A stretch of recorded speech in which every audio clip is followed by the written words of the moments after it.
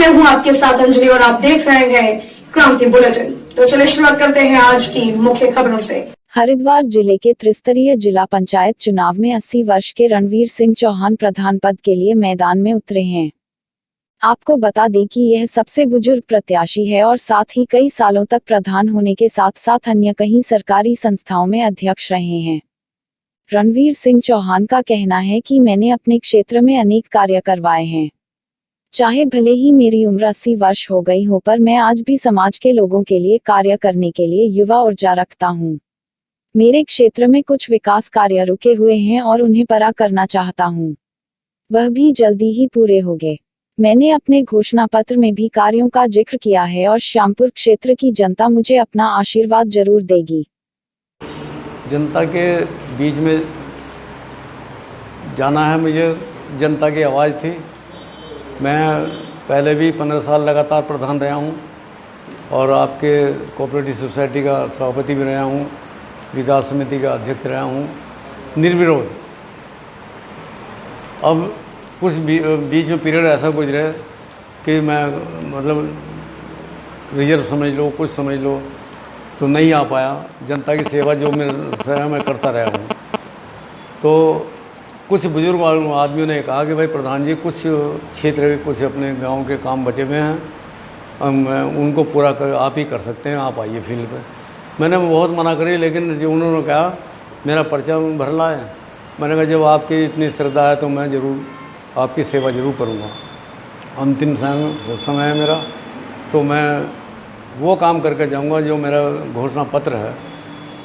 10-12 point है मेरे, इसमें से 80-90% में पूरा करूँगा।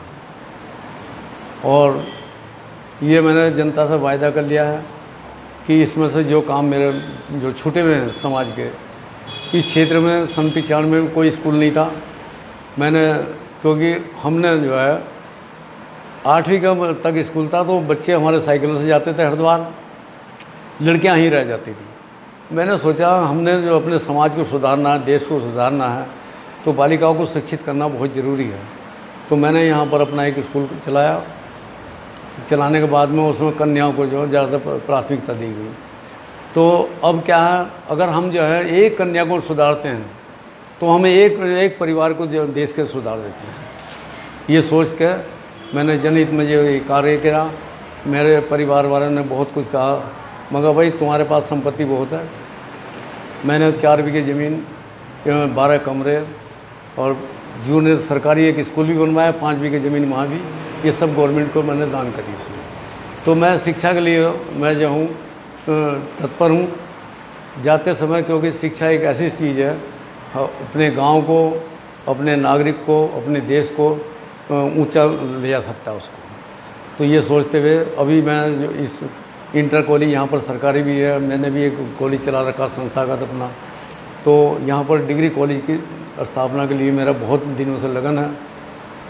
तो मैं चाहूँगा कि, क्योंकि ये लोग मेरे से कई बार 3 पंचवर्षीय योजना हो गए, मैंने इनसे कहा कि 25 बीघे, क्योंकि मैं जब देहरादून ऑफिस में गया, उन्होंने कहा 25 बीघे ग्रामीण के लिए 25 बीघे ज़मीन है।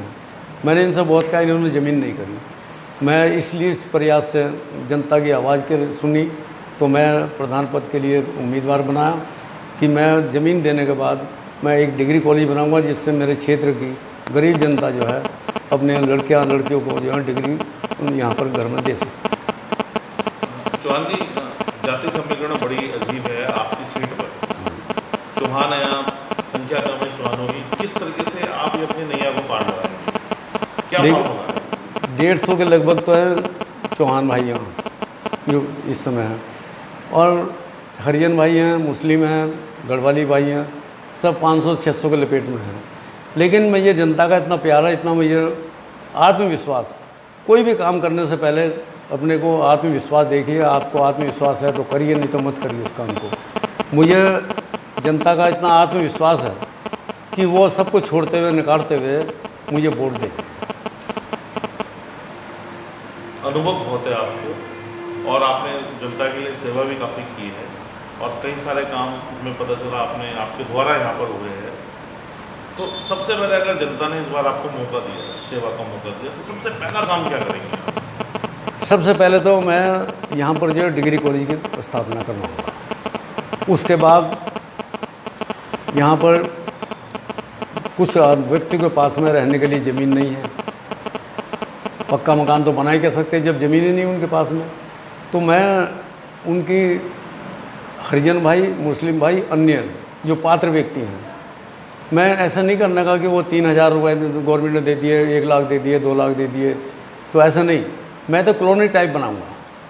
मैंने अपने टाइम में जब मैं प्रधान था, निर्विरोध बनाया जनता ने, तो मैंने 400 बीघे ज़मीन के पट्टे काटे और काटने के बाद में 9-9 बीघे ज़मीन जनता को, गरीब जनता को बांट दी, तो खेती और मजदूर के लिए। इसी तरह से कॉलोनी टाइप बनाऊंगा, मुस्लिम भाइयों के लिए, अन्य आदमियों के लिए, हरिजन भाइयों के लिए। जैसे हरिजन भाई हैं उनकी अम्बेडकर कॉलोनी बना के, और जो पात्र व्यक्ति हैं उनको उनमें चयनित करूँगा। आपके क्षेत्र में अस्पताल नहीं है, कोई बड़ा अस्पताल नहीं है, उसके बारे में आप क्या कहना चाहते हैं? उसके बारे में तो मैंने अब से 6 महीने पहले ही अपने क्षेत्रीय विधायक स्वामी ईश्वरानंद जी से रिक्वेस्ट की थी। उन्होंने मेरी बात सुनी। मैंने कहा ये हमारा क्षेत्र बहुत गरीब है, हम बीमारी में हरिद्वार जाते हैं, बच्चे किराया नहीं मिलता, बस नहीं मिलती, कहीं कुछ नहीं होता। उन्होंने मेरे कहने से उन्होंने कहा भाई प्रधान जी आप ज़मीन दो 5-7 बीघे, तो मैं स्कूल को क्या नाम अस्पताल को स्वीकृत करा देता हूँ। मैंने उनसे वायदा करा कि मैंने कैसे भी हो मैं ज़मीन दूंगा। तहसील का डिपार्टमेंट भेजा उन्होंने, मैंने 5 बीघे ज़मीन जो है वो सरकार को अस्पताल को लेकर दी। 16 बेड का अस्पताल मंजूर कराया यहाँ पर, और बिल्डिंग बनकर तैयार, लिंटर पड़ गया है, तैयार है। तो जनता उससे भी देखकर जो बहुत ही प्रभावित है कि हमारे जो क्षेत्र में एक इतना बड़ा अस्पताल आ रहा है कि जो जनहित के लिए बहुत लाभदायक है। चौहान साहब, लोग मुस्लिम वोटों को सिर्फ हथियाने का काम करते हैं, उनके लिए काम नहीं करते हैं। पूर्व में भी उनके लिए कोई आपकी क्षेत्र में काम नहीं हुआ है, और अच्छी संख्या मुस्लिम लोगों की है। एक कब्रिस्तान की समस्या भी सामने निकल कर के आ रही है, तो क्या करेंगे आप? देखिए, यहाँ ग्राम समाज की ज़मीन बहुत है। मैंने इनसे वायदा करा है, जो आबादी के बीच में कब्रिस्तान 9 बीघे था, वो धीरे धीरे आबादी में कब्जा कर लिया, कुछ रह गया। अब कब्र के ऊपर कब्र खुद रही है। मैंने अपने मुसलमान भाइयों से रिक्वेस्ट की है कि मैं आने पर आपको 1 एकड़ ज़मीन कब्रिस्तान के लिए बिल्कुल फ्रेश आपको ऐसी दूंगा, जहाँ पर आप जो है उसकी जो है बाउंड्री बनवा के क्या नाम उसको जो है कब्रिस्तान दूंगा आपको। जिससे और जो पात्र व्यक्ति हैं जिनके पास पन्नी पड़ी है, झोपड़ी नहीं है, कहीं कुछ नहीं है, कॉलोनी बना कर उनको, जो पात्र व्यक्ति हैं, अन्य आदमी को भी, सबको जो है उनको बना जो कॉलोनी टाइप में सरकार से माध्यम से मैं उसको उनको आवास के लिए मकान दूँगा। तो साहब, लास्ट क्वेश्चन ये है कि आपने वादे करे कि मैं उनको ये दूंगा, मैं उनको ये दूंगा, पर आप संख्या, धरती भी सीमित है, जगह भी सीमित है, क्या प्लानिंग है, किस तरीके से देंगे आप ये सब? ज़मीन तो यहाँ पर बहुत है। ज़मीन तो लोगों ने अभी जो है